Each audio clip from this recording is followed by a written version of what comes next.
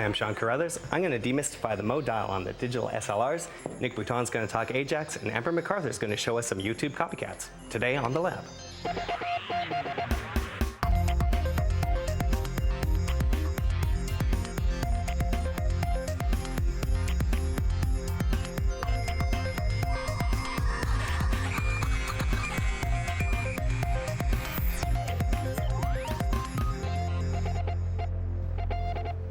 How are you? Good to see you. Welcome. I'm Leo Laporte, and this is The Lab, the show where we explain how technology works. All kinds of technology. Computers, cell phones, camcorders, the internet, MP3 players, Kate Abraham. No, we don't explain how Kate works. You will never understand that. We have no idea. You step away from that. You're very lemony today. I love that. I love that. It's so bright and cheerful. Indeed. It's actually in honor of a guest coming up. Why is that? We have Amber MacArthur, and she's actually in a very sunny location, hence why I'm looking very sunny today. That's good. I like it. Amber's going to be talking about YouTube copycats. You know, as soon as YouTube sold for, at the time it was 1.6 billion with a B dollars to Google, everybody else said, oh, there's some money to be made. And about 1,000 YouTube copycats came along. She's going to show us the best of the crop. Also, Nick Bouton is here. Or Bouton. Is it Bouton? Bouton. Bouton. Nick Bouton is here. He's going to talk about open source Ajax frameworks. Okay. Whatever you say, Nick. No, that'll be fun. Actually, that's for people who are designing websites. It really allows you to take a website and make it very interactive and beautiful. It's what's powering all these new cool sites. So we'll talk a little bit about that. Sean Carruthers, as you mentioned, is going to, or as he mentioned, is going to talk about your digital SLR and that little mode dial. You know, most people with their cameras, whether they're point and shoots or SLRs, just leave it on automatic, right? But you can do so much once you learn. Yeah, once you learn what those little settings mean, it's a good thing to know. Add it to your toolkit. Of course, the most important part of the show is the callers. No, Kate Abraham. No, yes, the callers. And let's get to our first caller of the day. We're going to Trenton, Ontario, and we have Nikki on the line. Thank you so much, Kate. Hello, Nikki. Hello. How are you? Oh, Nikki, look at you. I love your hair. Thank you. That's great. What can we do for you today? I actually have a question about MP3 players. Okie dokie. Would like to know the best MP3 players that are out on the market that are easy to use, have a wide range of features, easy to read and understand and navigate, and the backlight doesn't blind you when you're trying to read the information. Okay. And would also like to know about, I've noticed that there are a lot of knockoffs out there right now, like SanDisk, Zune, Nextar, ZView 260. Right. Are they really worth anything, or are they just a bunch of hot air? iPod, as you know, has about 80% of the market, maybe 90% of the market. I mean, it's totally dominant, Apple's product. And there are two really good reasons why iPod is so dominant. One is, of course, it's easy to use. I mean, they solved, you know, before iPod came along, most MP3 players were clunky, difficult to use, and so forth. So iPod solved that. Now, of course, everybody looked at what Apple did and said, and has pretty much followed along. So that advantage is slowly dissipating. The other advantage is the iTunes Music Store. I mean, that really is what makes iPod a success. It's a very easy way to find songs, to buy songs, and to add them to a portable player. And if people find it so easy, that kind of is just a natural thing to do. There is a drawback to buying songs from the iTunes Music Store and the iPod in general, is anything you buy here in the iTunes Music Store can only play on an iPod. I mean, they have a few, now they've expanded to have a few unprotected songs, but most of these songs, most of these video that you buy on the iTunes Music Store is protected and can only play on an iPod. So, you know, up until now, when people like you've called in with that question, what I've said is, well, what music store are you going to use? Because if you're going to use iTunes, you're going to have to buy an iPod. Now, conversely, if you're going to use Pure Tracks or Rhapsody or a lot of the other music stores, the Microsoft Music Store, the Yahoo Music Store, in those cases you have to use a Windows compatible MP3 player, like some of the ones you mentioned, Zune, Sansa, so forth. And you can't use the iTunes Music Store. Now, that's somewhat changing because the record labels are starting to realize that everybody hates copy protection. And so you can go places like Amazon, and they're not in Canada yet, or Australia, but soon you'll be able to go to Amazon, buy songs there that can run on anything with no copy protection. And that's going to be the wave of the future. Yeah, have you spent any money on songs from music stores online yet? I actually have been getting free coupons and stuff from, usually when you buy Hunt's Pudding Packs, you get free cards where you can download music for 99 cents plus tax and whatever. And I've been doing that, and I actually do find that occasionally the music files do mess up when you download them. Where are you buying them from? What store do they give you coupons to? It's called PureTracks.com. PureTracks, okay. PureTracks will, if it is copy protected, now PureTracks sells many unprotected songs. So, and this, you know, how is a consumer supposed to know? You only find out when you try to play it on an iPod. But if it is protected and you get it from PureTracks, it won't play on an iPod. So you also said you wanted a lot of features, right? Mm-hmm. You want things like an FM radio or recording. These things are not in the iPod. Companies like SanDisk with their Sansa have decided the only way they compete with iPod is by offering a lower price product that has more features. I happen to, the Sansa now is the #2 player on the market today, and I happen to think these are very good players. They're slightly under the cost of the iPod, and they offer more features, like, as you said, like the FM radio, like recording, better battery life in some cases, an SD expansion slot so that you can add, you know, these are 8 gig players for $150, but you can add more capacity by putting a micro SD card in there. They make hard drive and flash-based players. I think these are very good. I like the Sansas. Another company that I would absolutely recommend is iRiver. They also make really great players at a lower cost with more features than the iPod. Since you do have music from PureTracks, I think you'd probably be smart to go with either an iRiver or a Sansa. Creative Labs makes some great ones too. I really like, I mean, I tell you, in many ways these guys are as good as or better than an iPod. So I really like these choices. If you're going to ask me for a recommendation, I would take a look probably at the iRivers, IRIVER.com, and the Sansas. Let me ask Mr. Sean Carruthers, because I know you have an iPod Touch. Yes. I have a lot of iPods. Because I've bought so much stuff on the iTunes Music Store, I'm stuck with an iPod now. I can't move to the other players, but I think you've tried these other players. You like them, right? I've tried the Sansa View. I've tried a few of the other ones, the Creative Labs player. They're great. Most of them are fine. The Sansa players have really come a long way in the last couple of years. And even the Zune, the Zune 2 is like a really good player. So I'll tell you why I don't recommend the Zune.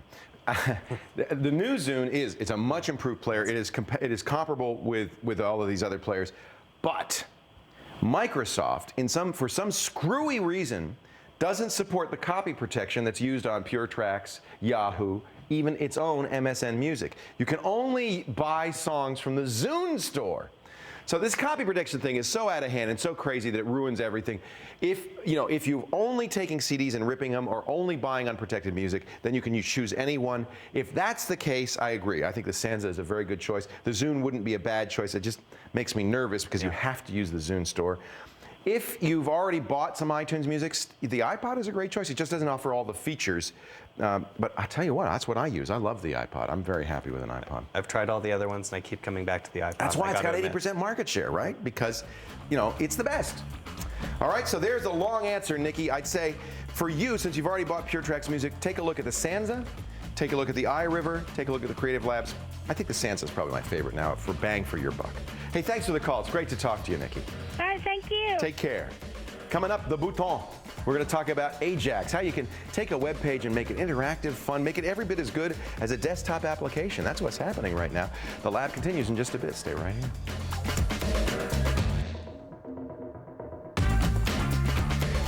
Call Grapevine Personals now and meet your match. Record your free voice ad and instantly start chatting with great local singles. Try Grapevine for free now. It's the easy, confidential way to get to know someone. Call now. Long distance charges may apply. 18 plus First Media. Imagine all men with sensitive skin would stop shaving. A way better solution? Nivea for Men Sensitive Skin Aftershave Balm provides an instant cooling feeling from the world's #1 men's skincare brand. What men want.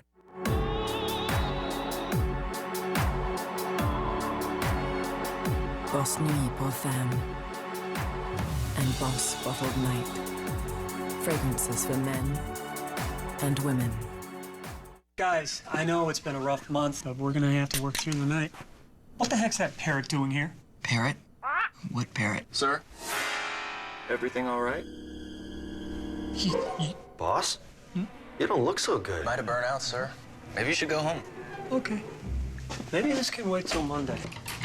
Yeah.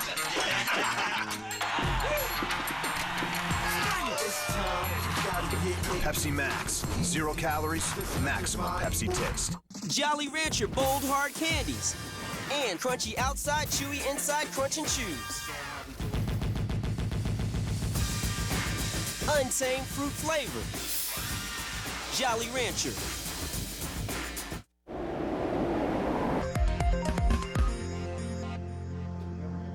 Welcome back to the lab. Leo Laporte here. Nick Bouton is also here. Bouton. Nick Bouton. He is a developer at Open Road Communications, and we're going to talk a little bit about Ajax. And this is something that's really transforming the internet right now. Ajax has allowed people to create websites that are in many ways just like desktop applications, right?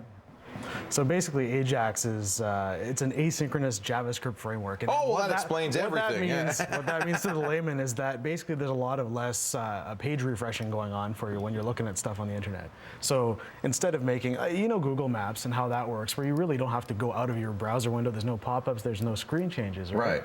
Everything is all happening within your browser Once you window. get the map loaded, you could scroll around inside it. You can pick stuff. You can open up windows. And Google's one of the biggest companies using Ajax right now for pretty much all of their applications, Gmail, etc. Is Ajax just kind of a buzzword that, you know, like one of those, you know, Web 2.0 words that people use, or is there really such a thing as Ajax? I mean, you can kind of argue both sides of that, I think, but Ajax definitely is a buzzword, and I think that it's garnered a lot of negative reputation because of that term that they've been using.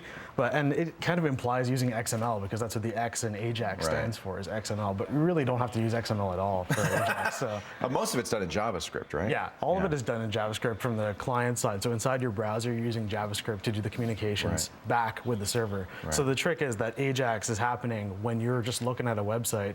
There could be postbacks happening to the server, and you have no idea what's going on. So your browser's talking to the server, getting data ahead of time, so that when you do pop open that window or scroll that map, the data's already there. So it feels like you're not downloading a new page, you're just moving stuff around. Exactly. So there's way more, it feels more interactive, it's more usable, and there's a lot less flipping around basically going on. It's challenging for a programmer though, right? I mean, I know programmers, first of all, hate JavaScript because it's different for every browser. There's no kind of standard JavaScript, so it's a tough language to write in. There is a standard core called ECMAScript that JavaScript is based on, but every browser supports it slightly differently, and they have their own little flavors of things, but they're getting better. Like IE 7 and now IE 8 coming out, it's in beta right now.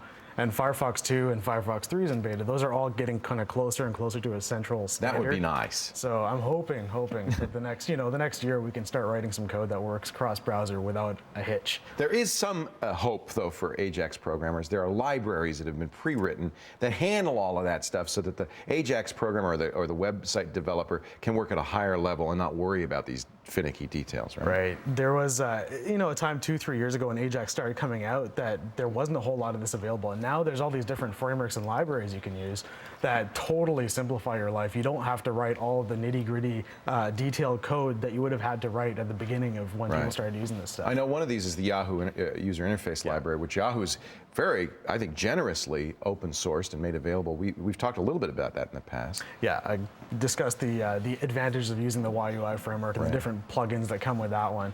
There's actually 2 or 3 others that are really big right now, and there's a couple of like smaller, like lower scale frameworks that are out there too. Can we see some of this at work? Sure. Well, I'll do a quick YUI drag and drop sample. So each of these libraries has like a lot of core features, and the YUI is pretty good in that they're really well documented. See, this doesn't look like a web page. This looks like an application. The kind of stuff you do in an application. It totally looks like a desktop app, and it lets you do a lot of stuff. But we are seeing more of that in websites. Google IG, NetVibes, a lot of these these home pages allow you to drag and drop stuff just like that, right? And so YUI provides drag and drop is just one component out of like dozens that the YUI has. I can see on the right, you can see. Yeah, there's just a big long list there. A ton of stuff, yeah. So the YUI it's probably the biggest one right now. It's definitely the most well supported and well documented. Lots of big sites like LinkedIn, Slashdot, Target, they're all using the YUI on their sites right now to do a lot of the interactive stuff. And you don't pay Yahoo to do this. No, it's all free. All these are free. So what else is out there?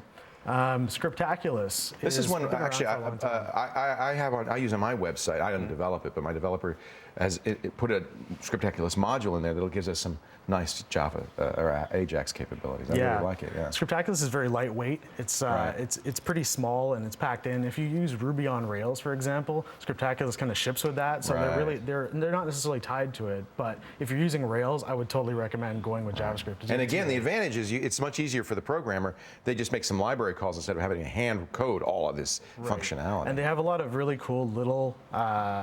Do they call them widgets? What do they call them? I guess we call them controls. They're components. They're widgets. There's all sorts of different names for the same thing, right? So this one's taking a little while to come up here. So it's going to look. There you go. So I can see I'm auto-completing on this text box. I've typed in LE and it's giving me names that have LE in it. And if I go to LEO, then you see it's kind of narrowing down the list. So I never had to leave this page, but it's actually making posts in the server and getting back data. A post is a request to a server saying, give me this data, and it sends it back, but it does it behind the scenes so you don't see it. Right. So it's totally out of your hands, and there's nothing required on the user side. So that's Scriptaculous. And Scriptaculous is probably one of the more popular ones too. Free also. All of these are free, open source. Actually, X is a different subject. X is free for non-commercial use. However, there is a license fee if you want to use it on a commercial environment. Okay. So X is pretty cool though. EXT it's called. EXT.js. And as you can see, they've got a real web desktop type feel to their stuff. All of these are, like this entire desktop is built completely from X. It's all running on JavaScript, but it's just like, it's a really slick library. And they've got some really cool little tools going on here. So all. If you've ever used something like ProtoPage or NetVibes, that's what this looks like. And boy, it does. That looks like Windows now. Yeah, we've got a menu. We've got a bogus window. That's your bogus window. You can do the transparencies on the drag and drop there. Is this all come about because computers are faster now? People are on broadband. What is driving this? Well, that's one of the tricks there is that people's PCs are getting a lot faster, and since JavaScript is completely interpreted on the client side. When you do that, it's your computer, it's your laptop here that's doing all the work. Your browser's doing all the work, and your computer's running what's going on. It's capable of that, though, now. Yeah. So a lot of the fancy UI and the fancy flashy stuff going on is not, there's no server requirements for that. It's not causing load on the web server. It's all on your machine. So the faster your machine, the better your experience is going to be for this. And the advantage is now we can write web pages that act like desktop applications. Totally. I mean, you're seeing now complete full office suites. All kinds of cool stuff that's really running on your computer via the internet. It's very cool. There are a few little drawbacks, and I think the main one people notice the most is that you can't necessarily bookmark pages easily when you're using an Ajax app. If you're sitting in Google Maps and you want to bookmark a page, you have to click the link to this page. They have to do it themselves programmatically. They and then generate a link for you. So it makes things a little tougher there. But I think the main thing is when you're building these apps is to try and stick with a single platform. Pick one. Pick EXT or Scriptaculous, or we didn't show Prototype, but that's another common one. Yahoo Interface Library. Pick one. Exactly. And implement that one. Exactly. If you start switching and mucking around with multiple interfaces, it's not just that. You'll totally be sorry because things will conflict. But not just that. You're just going to have so much script coming in. Your pages are going to be huge. Huge. Yeah. Right. So, which is the smallest of these? I think Scriptaculous is probably the smallest. Pretty lightweight. Yahoo would be the most full-featured. Right. So thank you, Nick. Nick Bouton, he's a software developer, uses this stuff all the time at Open Road Communications. You can visit his website, nickbouton.com. There it is right there. So thank you very much for filling us in on that. Now it's time to take a close-up look at something you might find around the lab every day. Well, you could tell what that is. It's, a light in a thing. What does it belong to? Tell you what, we'll zoom out and find out when the lab continues. You stay right here.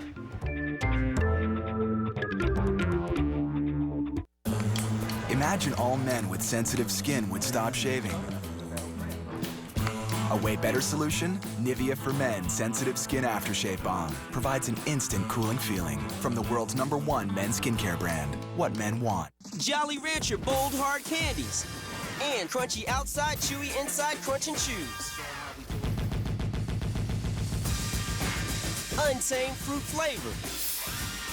Jolly Rancher. Call Grapevine Personals now and meet your match. Record your free voice ad and instantly start chatting with great local singles. Try Grapevine for free now. It's the easy, confidential way to get to know someone. Call now. Long distance charges may apply. 18 plus First Media. CLR Bath and Kitchen makes quick cleaning of all your messes and gives you back your day. CLR Bath and Kitchen tackles tough messes. A few quick sprays cuts through stubborn kitchen soil and powers it off with a simple wipe. Whether it's ground-in grime that's built up over time, heavy dulling residue that's left behind, or simple regular cleaning, an easy wipe and CLR Bath and Kitchen takes it out fast. Soap scum is no match for CLR Bath and Kitchen. It powers through hard water stains and buildup. It's safe enough to use every day on practically all your surfaces. And it's great for keeping toilets fresh and clean, giving you more time for you to do the important things. CLR Bath and Kitchen is safe for the environment, too. Wherever there's dirt, CLR Bath and Kitchen is ready to take it on. Turn chore day into your day with CLR. At Canadian Tire, Home Hardware, Superstores, Loblaws, Zellers, Rona, Safeway, Shoppers, Co-op Stores, Timber Mardays, True Hardware, V&S, London Drugs, Home Depot. All right, there's a close-up of something you commonly find around the lab, but I have no... It looks like a Lego with an LED in it. I don't know. What is it? Let's zoom out. Well, how am I supposed to know what a Leviton electronic tester is? He's just being mean now. Sean Carruthers is just being mean with his macro lens. What are you laughing at? I have no idea what that was. Was that a Christmas light? No idea. Let's get another caller on the air. Fantastic. We're going to Two Hills, Alberta, and I'd like you to meet Richard. Hello, Richard. Hello, good morning. How are you? Good morning. I'm well. How are you? Cold. I shouldn't laugh. How cold is it? Right now it's minus 27. Wow. Wow. You know, and I thought it was bad here because it was a little slushy. Is the snow piled up outside the window? Oh, yeah, we got lots of snow this year. Yeah, you know, that's life, right? Yep. That's life. So what can I do for you? Basically, I've been fooling around with many Linux distros for the last couple of years, and I had used Ubuntu and Linspire for a while. Mm-hmm. But I've got this newer computer now, and I'd like to find out what you think is the best Linux distro, because I'm going to do a dual boot, I think. Let me talk first about what Linux is, because this will help you understand my answer. Linux is a free operating system. It's called open source, which means that anybody can look at the underlying programming code, modify it, distribute it themselves with, you know, some license agreements attached to it. You have to give credit and so forth. It was created by a graduate student, a Finnish graduate student in 1991, I think it was. Linus Torvalds is his name. Linus, and it was kind of based on Minix, which was kind of based on Unix, so it's Linus is Minix or Linux. But what did Linus really write? Not much. He wrote the kernel, which is the smallest part of the operating system. It's kind of the core of the operating system. And when you get a Linux distribution, what you're really getting is Linus's kernel, which is only, you know, a few megabytes in size, and on top of that, hundreds of megabytes of free software. Most of it comes from the GNU project, the Free Software Foundation's project to rewrite all of the commercial Linux software in a free open source form. In fact, the guy behind GNU, Richard Stallman, kind of asks people to call it GNU Linux, not just Linux. And he has some merit to his argument. Nobody does it, but there's a good point in that, which is it's Linux plus you know, all of these other programs written by so many other programmers on top of it. When somebody creates a version of Linux, they're starting with this kernel, always the same, and putting on top of it their choice of applications. And the thing that really makes one distribution different from the other mostly is the installer that installs it, and almost always they have some way of installing new software, some form, and those vary from distribution to distribution. That's the only difference, really, is the installer and the way you add or install new software. So there isn't and I guess what packages are bundled in. So there isn't a huge difference between Linuxes. Now, there's a great site I recommend. This is called Distro Watch at distrowatch.com. A distro or distribution is what we call these different flavors of Linux. And you can see here the page hit ranking, the most popular. You can see here the different disks. You can see reviews, and there are literally hundreds of different Linux distributions. If I scroll through, it goes on and on and on. And again, different philosophies behind them, different ways you install them and so forth, but essentially, there's not that much difference. You use one, you're going to be comfortable. You probably had that experience. Linspire was designed to be very comfortable for Windows users. Ubuntu is probably the most popular form of Linux right now. Did you see a whole lot of difference, Richard, between the two?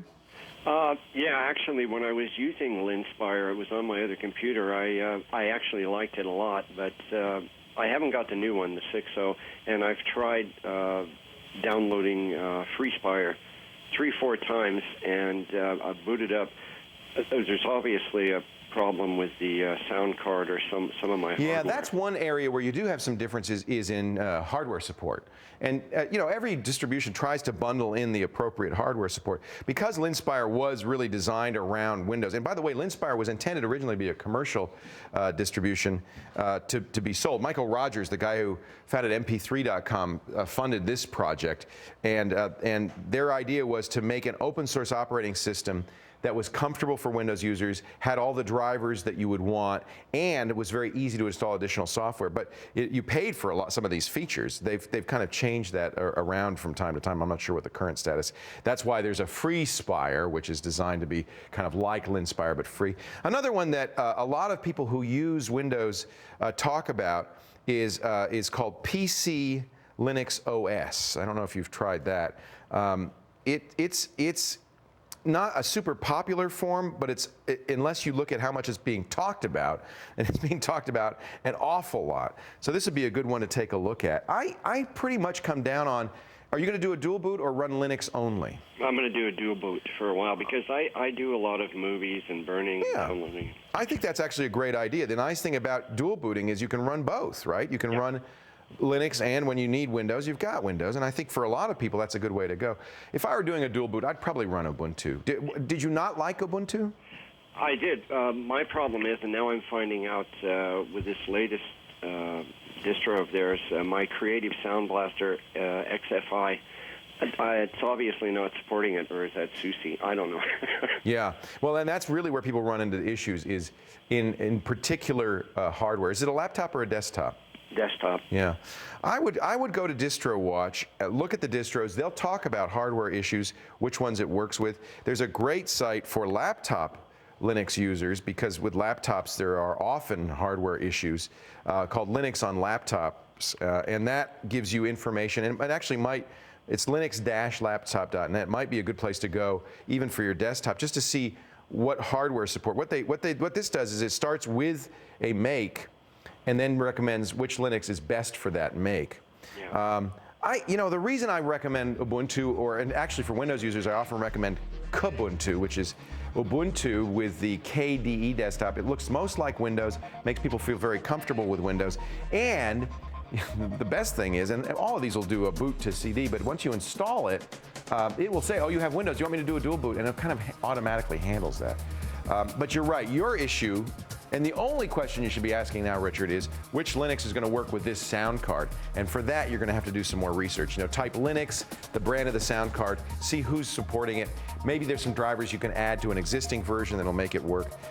Sound card support has often been difficult in the past, although there is a really good group trying to make it possible for all sound cards to work with Linux. It's the OSS, it's the open source sound, or open sound system, that's what it is, at opensource.com, or opensound.com. And they're really doing their best to make Linux work with these older Creative Labs cards, things like that. But I think you're on the right track, Richard. It's one of those things. You use Linux, you're going to kind of have to be a little bit of a hobbyist. There's a lot of tweaking involved. Hey, guess who's coming up in just a little bit? Amber MacArthur from the beach. She's going to show us how a number of companies have attempted to cash in on YouTube's success by making clones. There are some better than others. We'll talk about the best when the lab continues. But first, it's time to take our quick quiz question of the day. When did the Walkman first go on sale? I bought it, $250. It was hugely expensive. It was a cassette player. Was it 79, 80, 81, or 2008? I'll never forget going in and laying down a whole bunch of money for my first Walkman. What year was that? Do you remember? We'll talk about it a little later on when the lab continues. Call Grapevine Personals now and meet your match. Record your free voice ad and instantly start chatting with great local singles. Try Grapevine for free now. It's the easy, confidential way to get to know someone. Call now. Long distance charges may apply. 18 plus First Media. Jolly Rancher Bold Hard Candies. And crunchy outside, chewy inside, crunch and chews. Untamed fruit flavor. Jolly Rancher.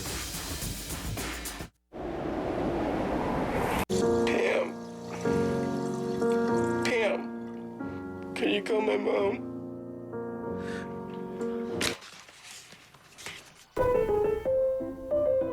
Effective nighttime cold and flu symptom relief in just one dose.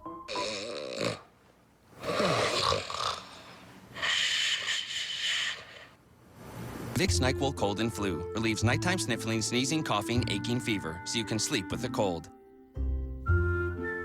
Guys, I know it's been a rough month, but we're gonna have to work through the night. What the heck's that parrot doing here? Parrot? What parrot? Sir? Everything all right? Boss? You don't look so good. Might have burned out, sir. Maybe you should go home. Okay. Maybe this can wait till Monday. Yeah.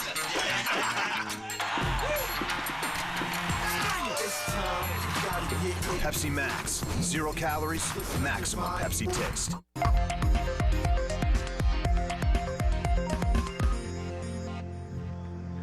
Welcome back to the lab. Leo Laporte here, and guess who's there? She's in beautiful Florida. Amber MacArthur, ladies and gentlemen. Hey, Amber. Hey, Leo. How are you doing? I'm jealous is how I'm doing. Look at you. You're out on the beach. Wow. Life is good. Life is good. You always said you used to, you know, when we were doing the show in Toronto, you'd go right around this time of year, every year, down to Florida, and I had no idea this is what you meant. I know. I feel like, you know, I tried to just initially set this video call up inside so no one would see where I was, and now I'm totally busted. Now we're all jealous. I know. It's not good. It looks gorgeous, and so do you. I notice you've gone brown. I have to mention that because everybody's going to be saying, hey, what happened to the blonde? It's you kind look of my winter look. I'll probably go back to blonde at one point. No. The funny thing is, someone posted on my blog where they said that, hey, you know what, just because you dyed your hair brown doesn't mean that you can automatically become this intelligent brunette. And I'm thinking, I've always been brunette. The blonde was You've always been intelligent. What are you talking about? It's not the hair color has anything to do with it. One of the smartest people I know, Amber. All right, now let's talk about, you discovered YouTube as far as I'm concerned. I remember it was about 2 years ago that you came on to Call for Help and you showed us this fledgling site that made it very easy to upload video to. About a year later, they sold it to Google for $1.6 billion. I know. I wish I got in touch with them when I did that review, but it was in 2005, and Chad, who is one of Steve Chen, who is one of the founders, he actually put the video up from Call for Help when we reviewed it. He put it onto his YouTube account, and I think it was the first time that YouTube was reviewed on a TV show, and now you see YouTube everywhere. So as you can imagine, from that point till now, there are so many sites that have kind of copied a little bit of what YouTube has done. Well, why not? You know, you see the big payday like that, you say, hey, let me get some of that. So let's talk. I have never heard of any of these YouTube copycats. I mean, I'm familiar with Blip.tv and Vidler and Rever, and there's a lot of sites where you can upload video now, but these all have something a little bit different going on. Yeah, these are a little bit different, and I think, you know, the idea here is that they're very niche, they're very specific. So the first one that we're going to look at is for gamers. I think you have this one up right now. Yep. I do. And this is a place where you can upload your video game play. Now, I'm not a huge gamer, but I know you are. And if you were playing a game like World of Warcraft, you could go and you could upload what you're playing and upload all of that video to the site, or you can watch videos of other people playing games as well. So these aren't really, in any case, videos of humans. These are always from gameplay. Exactly. So the idea is it's all gameplay. So if you're totally into one game, a really popular game, and you like to see what other people are doing on that game, you can go to the site and you can go through all the different categories. And as you can see on the site, they literally have so many games that have already been included into different sections of the website. So you can just watch gameplay videos over and over and over again. So you could say, if I only want to see Warcraft games, you can choose that. They have these are all the different games here. Let's watch people play Guitar Hero. Oh, there's nothing like it. And so it's kind of neat. I mean, I have to say, these are among the most popular category of games on YouTube anyway. So why not have a site that's just about game videos? This is exactly. And another thing that they have on that site as well is they have an application, it's Windows only, that you can download, so it will help you more easily record your gameplay. So if you're playing a specific game, it actually taps into what type of game you're playing and allows you to record in a really simple manner. So they've gone that kind of extra distance, and they've obviously targeted a gamer audience and people who are pretty diehard about the gaming world. Yeah, no kidding. What kind of video? They have machinima too, which is a kind of neat form of gaming video where you actually take the gaming video and you create stories out of it. Exactly. Yeah. And you can even take some of the gaming videos that you've recorded and you can turn them into machinima. So they teach you a little bit about how to do that that's as really well. neat. Are we seeing the kind of traffic that we saw on YouTube, or are games getting hundreds of thousands of views, or is it too new for that? I think it's too new for that, and Yeah. it's going to be a while before there's going to be a YouTube-like site that gets that kind of traffic. And I think what people want is they wanted to get a little bit of a piece of the action as far as getting people who are interested in looking at videos online. So they've segmented what they're trying to do into these specific categories like gaming. The next one we're going to look at is for scientists, which might interest you a little bit. This is Sci-V. Sci-V. This is also in beta. Everything's in beta. You know, it really bugs me because I think people put these beta labels on everything and they think it protects them from criticism from anyone. Right. It's just not the case. But anyway, most of these sites have launched fairly recently. As for Sci-V, it's a site that's specifically for scientists. So it's made by scientists and it's built for scientists. It's pretty hardcore. It's really hardcore. I actually really like this site. If you're into learning, and, you know, Leo, we were talking a while ago about that website. I think it's called bigthink.com. Yeah. And if you're into learning and you want to put your research materials online, I think a lot of these communities are great places for people to go and to gather knowledge that they're not going to see in any type of mainstream media. Yeah, absolutely. I mean, and these are submitted by well-known scientific institutions. Some of this stuff is very well done. Some of it is just a professor talking about what they're interested in, but it's really, this is from the Scripps Institute of Oceanography and is very professionally produced video. It's great that you can go here and find this. In fact, I'm thinking for students, this would be a huge resource. It really is. I think there's videos up there from NASA as well. And so the idea is that it can be from professional scientists, but let's say you're a researcher in a far-off corner of the world and no one gets to see your research. Well, here's a perfect avenue to be able to upload your videos to the site and share your research with someone on the other side of the world who might find it fascinating as far as what you've discovered. I love that. How do you find stuff like this? I mean, where do you go? Is there somewhere you can learn about this stuff? I go into the loser land of the internet. You're really good at finding. This is the thing I think we miss most about having you on the show. Okay, I guess it's nice we're having you on the show right now. Is you constantly find these amazing things that nobody's ever heard of. This is really, really cool. Yeah, that site's really, really cool. And it's funny, in a lot of the descriptions as far as the press from these different websites, the two that I've just mentioned, is a lot of them call them sort of YouTube copycats in the sense that they've sort of borrowed some of the design elements from YouTube to present their videos, because obviously YouTube's done a great job of that, and they've come up with a layout that works for videos. Well, take a look at TeacherTube. I mean, this could be YouTube. I mean, it looks exactly like YouTube. Is this for teachers? Yes, this is for teachers, and it was actually developed by a teacher who decided that there should be a place where teachers can go and they can help other teachers as well as give information for students. So this one looks a little too much like YouTube. I think there's going to be a lawsuit in the next few months with this one specifically, but it has been written up and it gets great reviews as well, and so teachers can go on here and share their materials. And I think what a lot of these sites are really doing, Leo, is they're kind of developing communities for people online. So if you don't necessarily want to upload your own video, it's a place where you can go and you can start a conversation and you can meet other people and you can really share. And so that's what TeacherTube is the one video place where teachers kind of have a video home on the internet. Well, it's also, because it's for teachers, it's categorized by age group, you know, what level of education it is. What a great resource for teachers to, you know, forget the film strips. Go to TeacherTube and you download some stuff and show this to your kids. Amber, you found 3 very interesting, unusual sites. We're going to put links to all 3 of them in our show notes. Definitely. Labwithleo.com. It's so great to see you. Enjoy the beach. I will. Enjoy your day. Come back real soon, will you? I promise, Leo. Thank you, Amber. Okay, see you later. Take care. Bye. Don't forget Amber's video podcast, Command N at commandn.tv, and Amber and I talk every Wednesday on our podcast on the Twit Network, Net at Night, in which we talk about websites like this all the time. Coming up in just a little bit, more of your calls, Kate's tip, and Sean's going to demystify your SLR.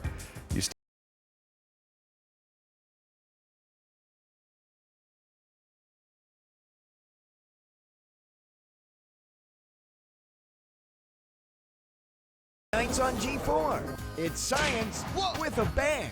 Yes! Bang goes the theory. weeknights at 8 on G4. Tide Pods 3-in-1 detergent. Pop in the drum of any machine to wash any size load. It dissolves in any temperature, even cold. Tide Pods, a powerful 3-in-1 detergent that cleans, brightens, and fights stains. So all your looks pop. Pop in, stand out. My unit has suffered immense casualties on LV-426. In space, they say no one can hear you scream. They were wrong.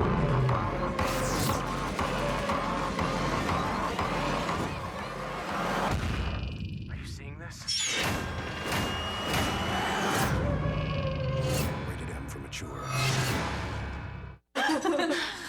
Cloudy glasses. You didn't have to come over. Gals, hi. Hi, Cascade Kitchen Counselor. Look, over time, Cascade All-in-One packs fight film buildup 2 times better than Finish Quantum to help leave glasses sparkling. Cascade, the clear choice. Imagine all men with sensitive skin would stop shaving. A way better solution? Nivea for Men Sensitive Skin Aftershave Balm provides an instant cooling feeling from the world's #1 men's skincare brand. What men want. KD, can I have some? What do you say? Please? What do you say? Please, Mr. Universe, ruler of everything cool, magnet for all hot chicks. Including my mom, even though she's not hot to me, but most guys have admitted that they do find her attractive in a way that I'll never understand, but must overcome if I ever want a bowl of your cheesy KD. You forgot to raise your right hand.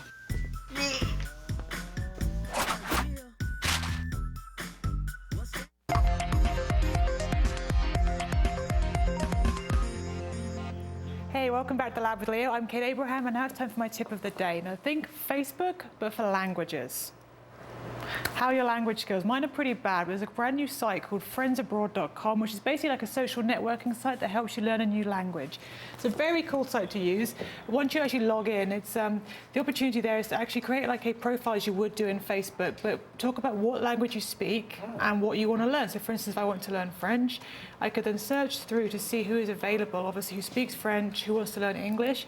And the cool thing is you've got the opportunity to learn the language through the chat feature. You've got email, video conference. It's completely free to join. There's users from over 200 countries speaking 80 languages. Wow. And obviously with any of these social networking sites, I must say be careful, don't enter personal information, Right. and obviously be a bit cautious with who you're talking to. But it's a very cool site if you want to learn a whole new language. What a great idea. And that is the best way to learn a language, Absolutely. is to converse Yeah. with a native speaker. Yeah, so it's friendsabroad.com. Is it all just typing, or can you do video You can do calls? video chat. Yeah, it's that's basically, really you neat. can do obviously the emails, you can do Yeah. iChat, also you can do video conferencing. Oh, that's fun. But obviously, as I say, just be very careful, Be careful. who you talk to. Well, I have a 16-year-old daughter who's learning French, but I'm not sure I would send her Absolutely. There unless we could kind of vet the people Indeed. ahead of time. What's the site again? It's called friendsabroad.com. Friendsabroad.com. I think a Yeah. great idea. That's great. Yeah. Thank you, Kate. Thank you. Do we have another friend abroad? Yes, we do. Kind of not abroad, but it's East York, Ontario, and we have John. That's practically abroad. Oh. That's all the way on the other side of the continent. Thank you, Kate. Hello, John.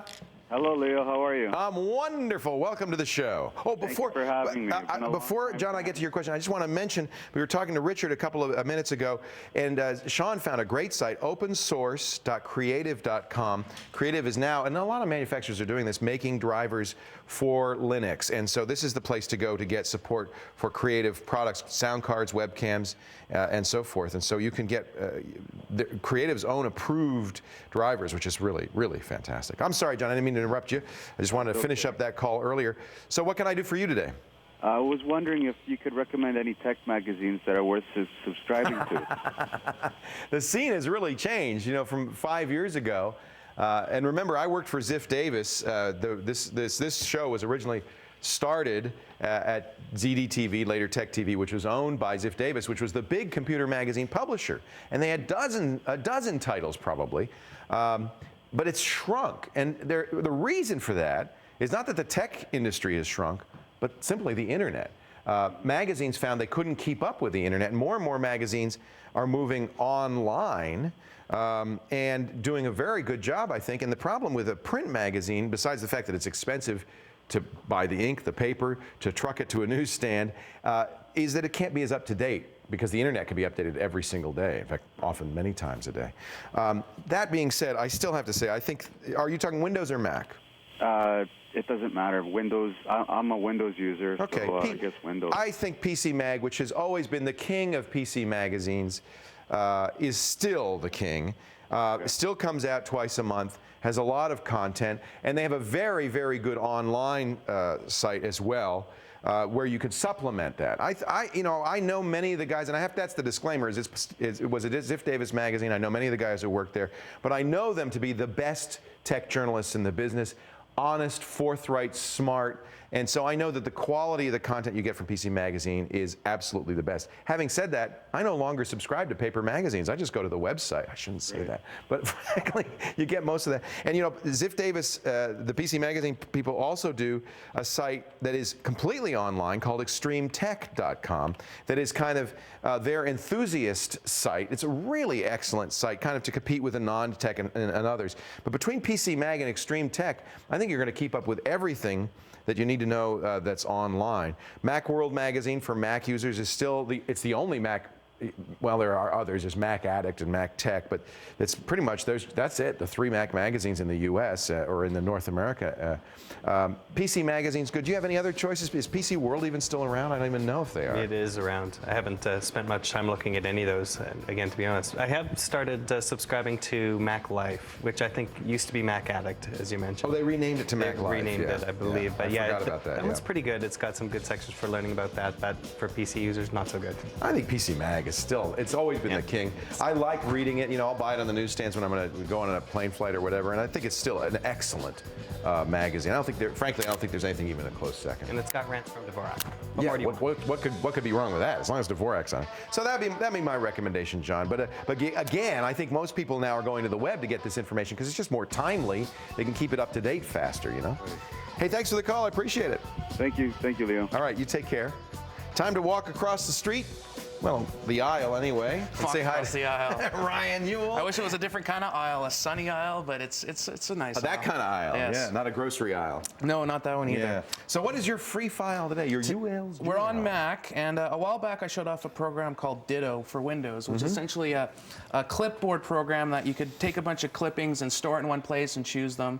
So now we've gone to the Mac. It's called PTH Pasteboard, and so you can copy and paste things. So I've already copied a bunch of things, and over in everything there in that is all your stuff on your clipboard? This stuff that's on my clipboard. So wow, I've got some look at all that words. stuff. So you can see there's some numbers next to it. So you can press numbers and you'll paste it in, or you can just select it. So I'm in Open Office here. I'm going to say, I'm just selecting things today. Show. How many different clipboards can you have? Default is 100. You can have more than 100. You can also do graphics. It doesn't have to be text. You can copy and paste graphics as well. So right here, I've got a little graphic. I'd pay like $40 or $50 for that. There you go. So how much is that? This is free. Free? Free. I love that. PTH Pasteboard. And where Mac. would we find that? Labwithleo.com, free files, Yewell's. They're all there, all of them. You don't find them anywhere else. 170 fabulous free files and tips and tricks, and that's just part of the website. Thank you, Ryan. You're welcome. Yewell's. We're going to take a break. Come back in just a little bit with Sean Carruthers. You know that dial on the top of your camera? You can use that to get better pictures. Ooh, we're going to funk it. But before we do that, time for a quick quiz question of the day. When did the first Walkman go on sale? Was it 79, 80, 81, 2008? What do you think? Tell you what, we'll tell you when we come back right after this. Imagine all men with sensitive skin would stop shaving. A way better solution? Nivea for Men Sensitive Skin Aftershave Balm provides an instant cooling feeling from the world's #1 men's skincare brand. What men want. Tide Pods 3-in-1 detergent. Pop in the drum of any machine to wash any size load. It dissolves in any temperature, even cold.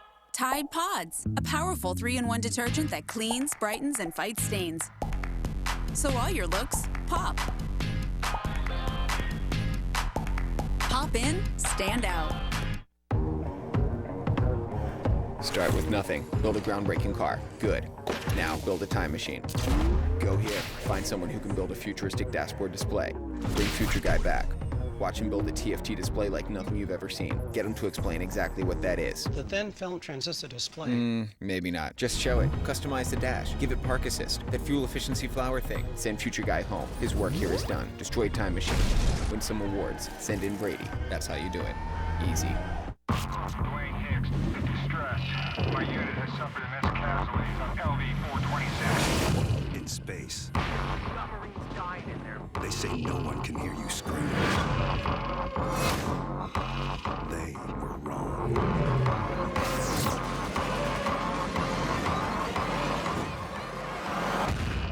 Are you seeing this?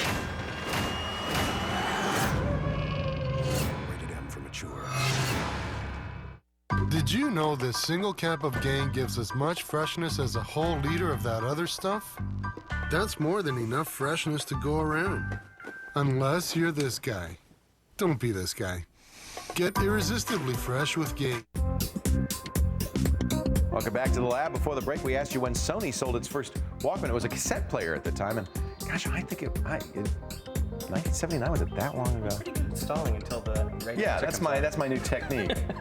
Well, 79, 80, 81, it was all, I knew it was somewhere in there. I remember very vividly going to Macy's of all places and charging it because it was really expensive. It was a couple $100 bucks. The size of a brick, too. Yeah, but it was great because it was the first cassette recorder you could attach to your belt. And then it had headphones and you could walk around. It was amazing. What a revolution. Sean Carruthers is here. As you know, I'm sure he's a great photographer, takes a lot of pictures around the lab, posts them on his Flickr account, Global Hermit. He also does our What the Tech thing. And, you know, lately he's been playing with different cameras. You were playing with the E-Volt for a while from Olympus. I know you just bought a Canon Rebel. I did. You like it, too, I know. I like it a lot. And when you use a digital SLR, actually this is somewhat true on even some of the point and shoots, the higher end point and shoots, you have this dial right here. Now, most people just leave it in the program mode. That's what that green mode is automatic, actually. And then there's a P for program. The camera does all the work, but there are other ways to go, aren't there? There are definitely ways to go. So a lot of these new digital SLR cameras will have a bunch of different scene modes like macro and portrait even mode. This does, yeah. Yeah, and that's really good for people that don't want to think about it, but for people that really want to dig into what a digital SLR can really do and take control over those things more, Get to know those modes. So there's 4 main modes that are on cameras that are sort of a holdback from the old film school days. And there's the P mode, which is program, which sort of takes control over aperture and your shuttle. It does almost everything automatically. It does almost everything automatically. You can do some tweaks. There's the A, which is aperture priority mode. Now the aperture is the opening in your lens, and you can adjust how wide or how narrow it is for different effects. On this one it's T, but on many others it's S, and that's shutter priority mode. So you can adjust how fast your shutter fires. So you can either leave it open for a long time or just very instantaneously. And then of course there's fully manual mode on many of these cameras in M, where you're in charge of everything, including focusing and light and everything. Right, so the key is with aperture priority mode, you tell it what the aperture is, and it'll figure out what the shutter should be to adjust. In shutter mode, it'll figure out what the aperture is. Okay. So you only. The idea is we have to get a certain amount of light in there to have it be properly exposed. And there's 2 ways to change the amount of light that goes to a picture. You can either open and close the shutter faster or slower. Of course, slower means more light comes in. Faster means less light. Or you can open and close the iris, the aperture. A wider open iris means more light. So you would open the iris, lower the shutter speed. More light coming in here means a faster shutter speed, or close the aperture and you take more time. So why would you want to mess with those? Well, there's other effects that are involved in that. So you think, well, those seem to do the same thing, but it's not quite the same thing. The exposure is going to be the same either way. Right. So if you remember, a while back we did a pinhole camera segment here, and when you bring it down to a tiny little point of light. That's the smallest possible aperture. Right. Everything becomes in focus at that point if you leave it open long enough. Right. So you can actually adjust your depth of field.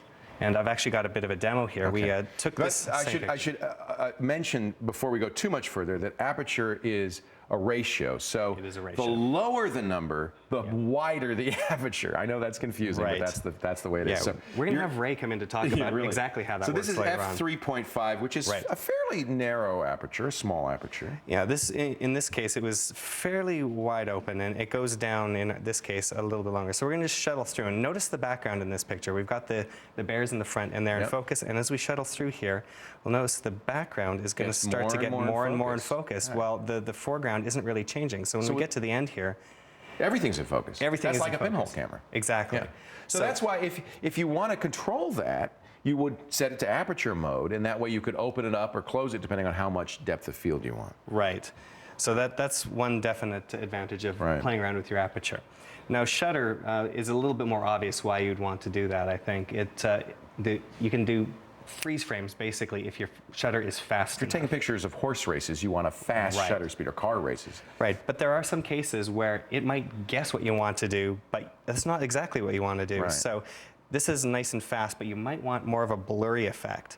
So see, that's a high shutter speed, but the water, that looks like you're freezing the water. Right. It looks like snow. So when you go a little bit look further, at that. Isn't that pretty? It looks more like water. Right. So this might be great on a waterfall. Or this is kind of a waterfall, but you can get different effects just by leaving it open. Or if you have so you'd put this in shutter priority mode and say what you want your shutter speed to be. You say, I know I'm taking a picture of water, or maybe I want some blur when the car goes by. Exactly. You'll use a lower shutter speed because it won't freeze it. Yeah, your camera might not be smart enough to realize you want a car blur. The camera does kind of a in between. It just makes up the answer. That's why controlling it's so important. This works on point and shoots. Many point and shoots now have these settings.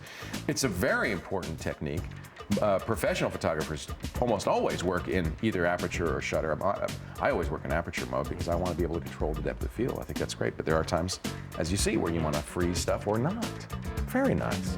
He's a good photographer. You ought to see his pictures. Flickr.com/photos/globalhermit. And thank you for all the great pictures you've taken over the years of the lab. We're going to take a break, come back with some final words right after this, maybe some final photos too, as the lab continues. You stay tuned.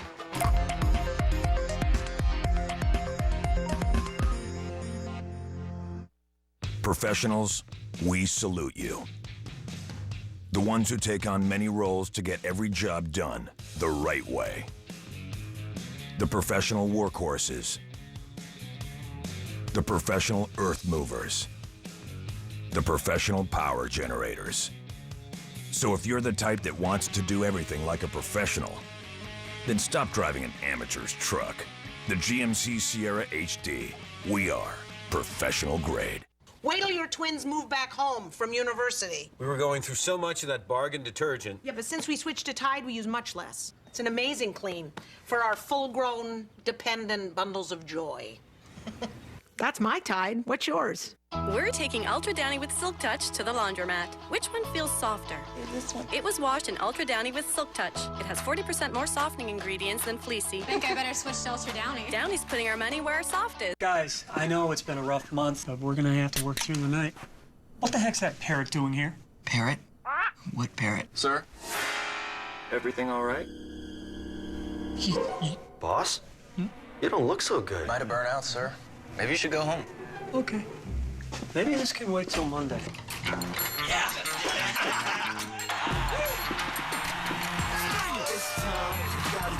Pepsi Max. 0 calories, maximum Pepsi taste.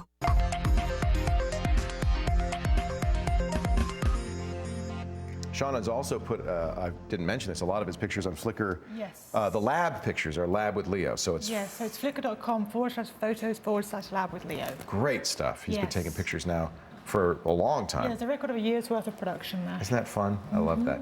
Now, we also have a website we want you to go to. There it is. labwithleo.com. Yep, and Kate has a blog there, Sean has a blog Yes. there. But more importantly, you can go there to ask a question. Yes, there's a questions page. Submit your question there. We'll give you a call and get you on the show. Any question? No question too big, no question too small. Yes, or no question too dumb. I really want to say that. I mean, That's actually true. no, I know dumb's the wrong word, but don't be afraid to ask a question. Simple questions are good. Yeah, if you're thinking it, a lot of other people are, chances are. And we like to answer those questions because we like to answer the most questions. Hey, thanks for being on the show. We really appreciate it. We'll see you soon, okay? Bye-bye.